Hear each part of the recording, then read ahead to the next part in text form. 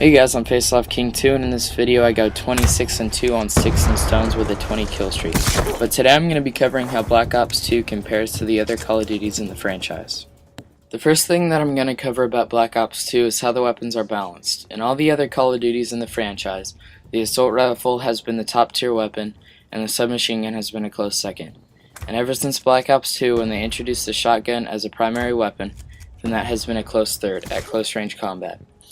Now, the two greatest guns in Black Ops 2 in my opinion are the MSMC and the Scorpion Evo. They are both submachine guns, and they both outweigh any assault rifle that I have used in Black Ops 2. I think that most of you will agree with me when I say that submachine guns outrank assault rifles this time around in Call of Duty.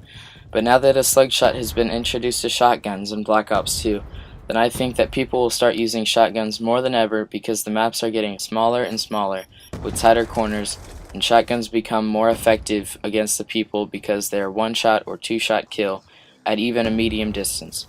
The second thing that I'm going to talk about is how kill streaks rack up against the other Call of Duties, and whether they're easier or harder to obtain kill streaks that do more damage than what they did before. So two things come to mind when I think about Black Ops 2 kill streaks. The first one is how the point streak has changed from Modern Warfare 3. I haven't figured out the ratio of kills to captures and domination or things like that, but I do know that it is different, and in my point of view it is easier to obtain a 6 kill streak, the equivalent of a 6 kill streak in Black Ops 2, than it was in, say, Modern Warfare 3. The second thing that comes to mind is the beefed up kill streaks that weren't as good in any other Call of Duty. The first kill streak that I think of course, is the lightning strike. In every other Call of Duty, including Call of Duty 5 or Modern Warfare 2, where the airstrike, artillery strike, whatever you want to call it, wasn't ever the best kill streak. Like the precision airstrike, for instance, was hardly ever used. But now that the lightning strike has been beefed up a ton, it has been used far more than ever. I get on average 3 to 4 kills, maybe 2 if I'm not very lucky, but they are definitely beefed up and they encourage people to use them. My favorite game in the Call of Duty franchise is World at War. One, because obviously when you throw a grenade at him, his body parts spew everywhere, and that's everyone's favorite part about Call of Duty 5. Second, it's the most gory Call of Duty, and it has changed so much from their previous Call of Duty, which is like Brothers in Arms or something like that, Call of Duty 3. I don't know, I've never played it, but I heard that it wasn't that great. It was no change from Call of Duty 2 in my perspective.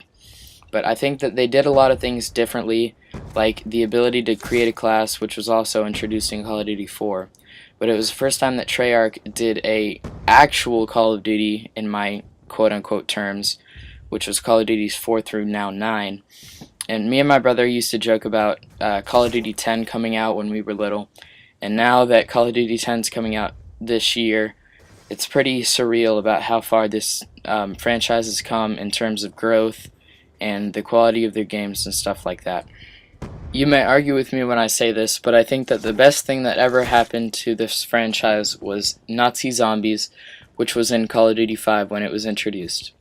I always wanted them, the Activision part of the series, to come out with their own version of zombies, like aliens or something, since they're always doing Modern Warfare, and Treyarch always did these past fights like the Vietnam War, or the Cold War, or the World War II, and stuff like that.